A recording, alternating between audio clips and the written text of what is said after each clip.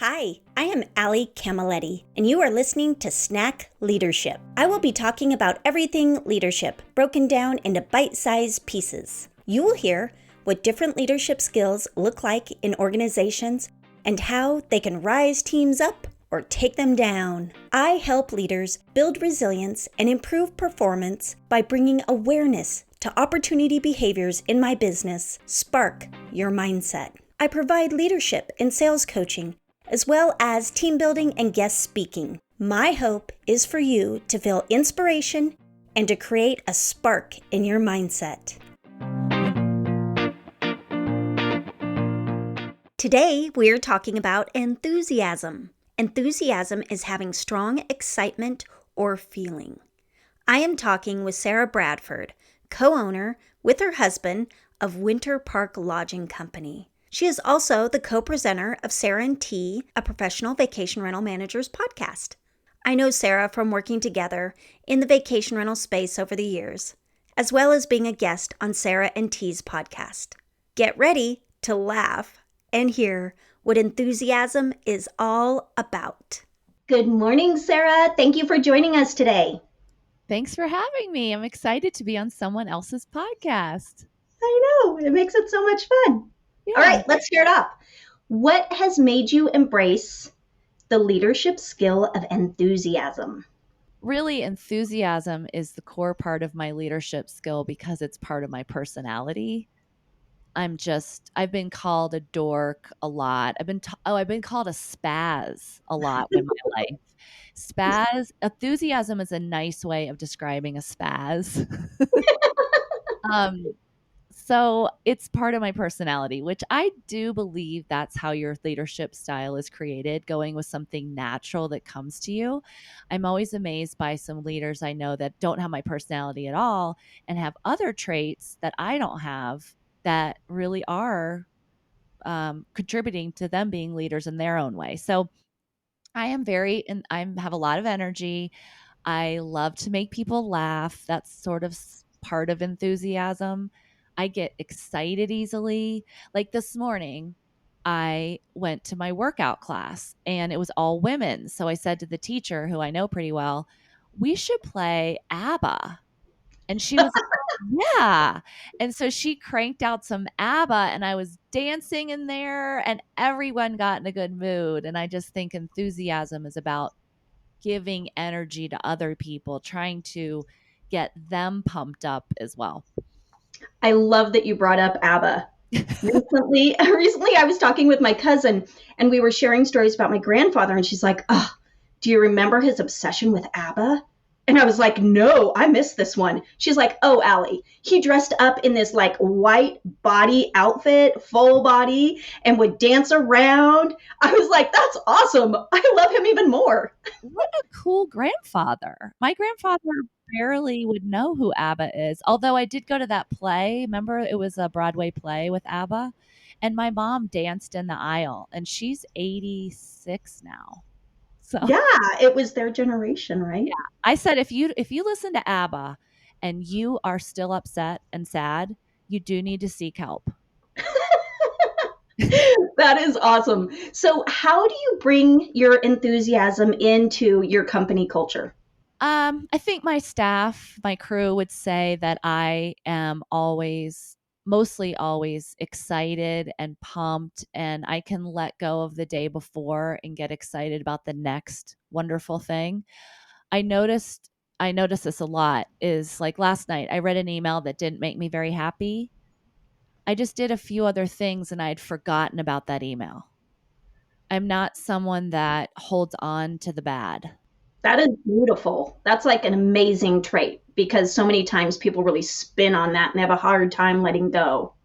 Yeah. So enthusiasm is like, okay, I just got an email that's a real bummer, but hey, you just got a new property signed on. Great. Or we just got a new booking that's exciting. Or how can I get these guys pumped every day about what we do? Because whether we like it or not, cleaning toilets every day or answering the phone with a, needy Texan, that gets old. And although it's exciting for me to answer the phone because I never answer the phone, that needs some oomph. And you can't just expect every day someone shows up at 8 o'clock ready to take the phone calls, answer the emails. So I think, especially in the vacation rental industry, you have to add some fun and goofiness, which also is incorporated enthusiasm, to your company culture to make them feel like this is fun, right? Because they need to be psyched about other people's vacations. It's a real bummer when you call someone and they're like, and you need a 5 bedroom home? All right, we have two, and here's one. Like, yuck. So what do you do? What do you do to get that team pumped every day? I know. Um, I write I do respond to emails globally. Like if we get a lot of good reviews, I'll write an explanation with exclamation points of why that's so great. I don't just write awesome, but I write like, guys, the reason this is amazing is this. And I communicate that way. When I see them in person, I try to always ask them how they're doing, have them tell me something good that's happening, get pumped about that and focus on them. I don't know if this is enthusiasm, but you can't show a lot of enthusiasm if you're looking at your phone or you're not making eye contact. So, enthusiasm is about putting the phone away, being present in the moment, and smiling at someone and saying, how's it going today? That is enthusiasm. I love that you bring up the phone because I remember at a conference I overheard you being like, I am so sick of the phone. I want to slap it out of people's hands. Yeah. And at that conference, it was the first time I was away from my daughter, and they thought she had some type of cold. I forget, it's an acronym like CBI or something weird. And I was attached to my phone. And every time I looked at it, I'm like, oh gosh, is Sarah around the corner? No. No, I can't believe you remember that. I am very offended when people, like I'm at dinner or whatever and they start looking at their phone. I have noticed though that a lot of times they're looking at the phone to find something about what we're talking about, but I just immediately judge that they are doing something else and I feel kind of bummed out about that. I don't know if this is enthusiasm or my personality just of being, I want to make everyone happy, good and bad, right? But I notice the surroundings a lot. I feel very uncomfortable when the moment isn't right. Like I can tell when someone feels uncomfortable and I try to make it all right. Do you know what there's probably a word for that. Oh, well, one, being in hospitality, we're just natural pleasers. That's why we're drawn to it because it's all about pleasing people. Mm-hmm. But yeah, I completely relate to that. And I remember in restaurants, if I saw somebody walk in who wasn't happy, my goal was to have them leave happy, whatever it took. Yeah. And so I would touch that table multiple times until I saw a smile. Yeah. And that is also tied into enthusiasm and people pleaser is this feeling of insecurity. I often feel not insecure like how I look or anything. I get insecure about is my enthusiasm over the top for some people? Like, are they not into our company culture? Do they think I'm being ridiculous? Because there's really calm people and they take my enthusiasm in different ways. So I try not to be obnoxious. And I do want to mention that with enthusiasm. I think that enthusiasm can get to an obnoxious, pushy kind of look at me place. I try not to do that. And also, enthusiasm, that kind of energy, can easily get to being drama. Like everything's drama. That's not enthusiasm.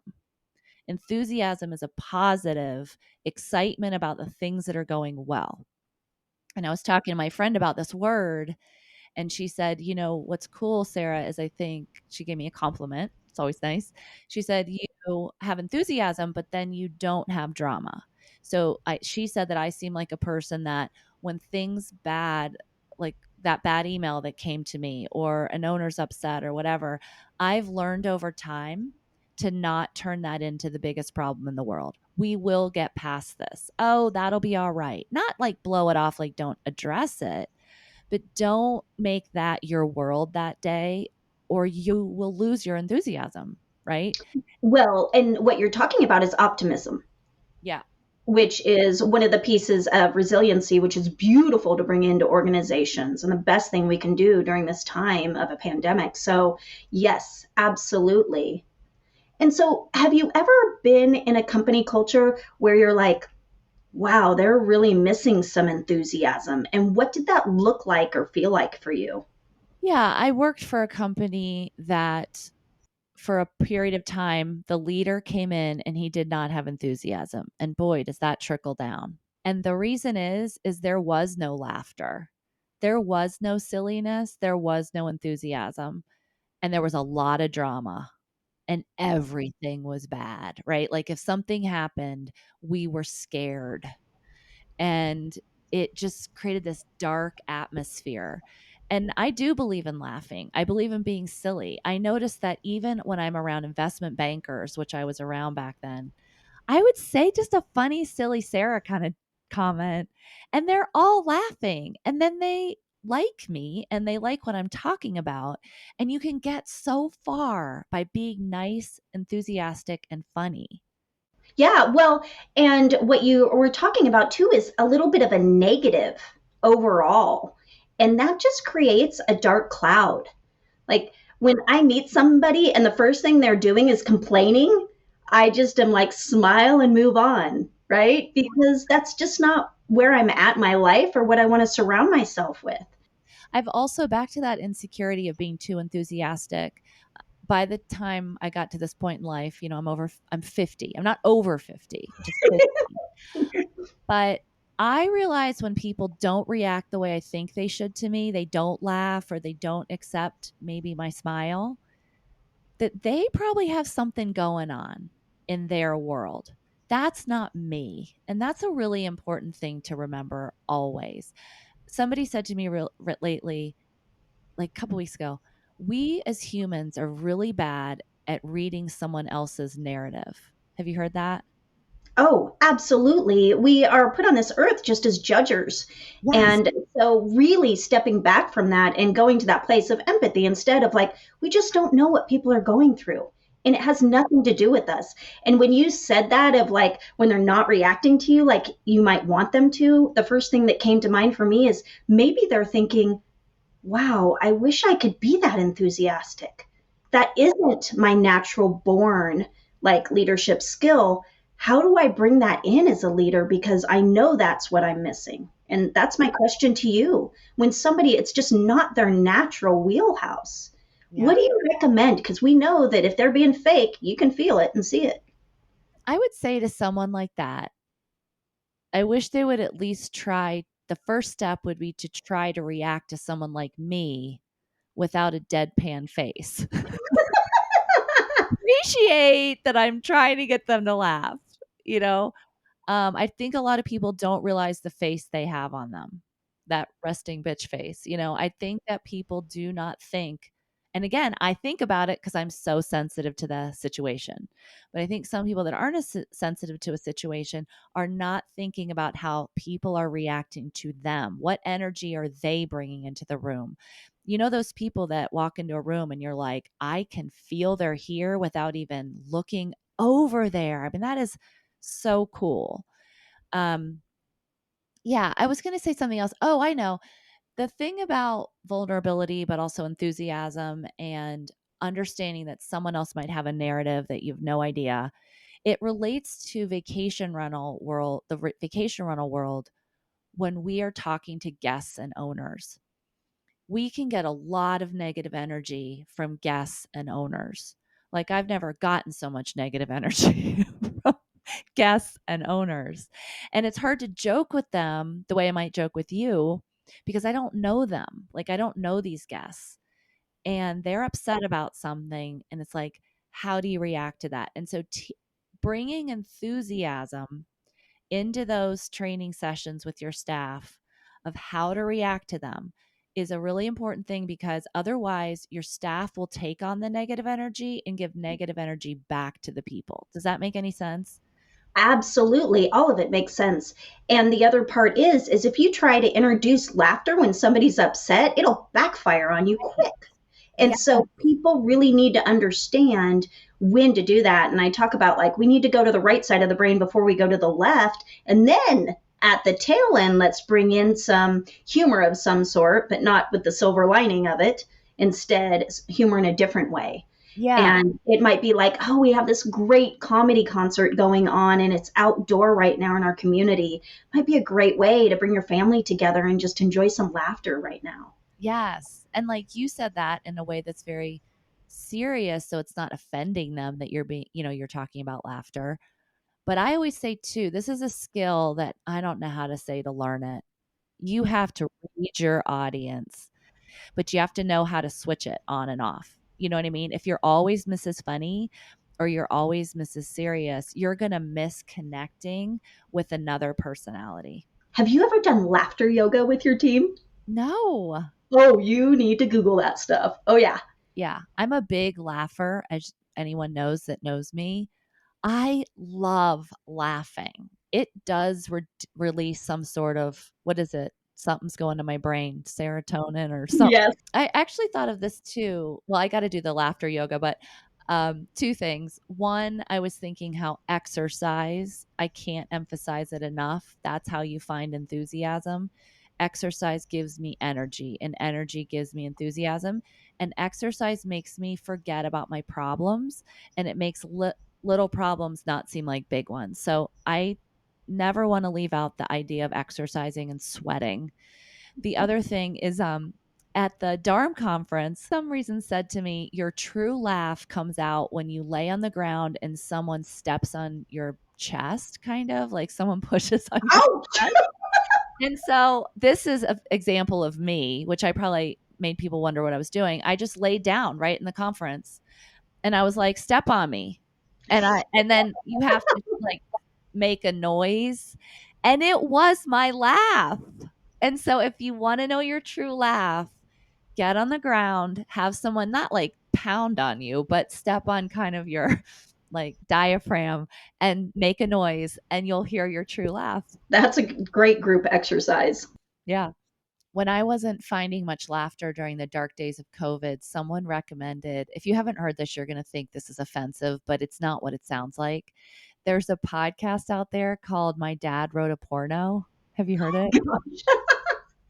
So it's three Brits, a woman and two guys reading this one guy's dad's book. He tried to write like soft porn and it's hilarious. It has nothing to do with porn. It's just them reading it and being so grossed out by their dad and making funny English comments. I couldn't listen to it in public even with my earbuds cuz I was howling with laughter. So if you just need it's awkward when someone sees it on your phone because they don't know what you're looking at. I'm totally listening to it. Thank you. Love it. All right. So, who is your favorite leadership mentor? But the person that was probably the biggest leader for me in life was this guy I used to work with before I started my vacation rental company. His name is Ray Henderson. And he led by confidence, calmness, and belief in his team. I'm a perfectionist, so I struggle a lot with questioning people's decisions, not believing in people all the time. I want to do it myself. And he believed in me as well as others on our team. But because he believed in me and told me I could do it, I did it. And I learned a lot from him on that. Just to say, just like we work with a lot of younger people, and to say, a person might say, oh, I don't know if I could work with owners. I mean, I've never done that before. And I say, I know you can. Like, you're going to kill this job, you're going to rock it. And they do then because people need to be told they can do something. That is so beautiful. I remember speaking at one of my mentors' celebration of life, and I opened with, they say in life, you only need one person to believe in you. That gives me chills. Because it's true, and that's what you are bringing to people, Sarah. It's huge. Some people don't have anybody that believes in them. Do you have a quote that embodies the leadership skill of enthusiasm that you'd like to share? Put your name down. Okay, Bob. To the light of your vacation rental company, we add your blank. What is it? What is the word that defines you? I love it. It's awesome. So I like to close with, what is your favorite snack? I am loving smoothies right now. That doesn't sound exactly like something crunchy, snacky. But my husband every day has been making no carb, no sugar smoothies. And it just like refreshes me in the day. And it has all these nutrients and fruit. And I love that. I feel like I'm staying healthy with that snack versus chips or something. Well, right. What do you think is the best thing in that smoothie that makes you love it so much? Blueberries. Sarah, thank you so much for your time today. I'm so grateful to have you on, and I really look forward to listening to My Dad Wrote a Porno. And let's bring more laughter. Oh, that was my real laugh there. Did you hear it? Oh my gosh.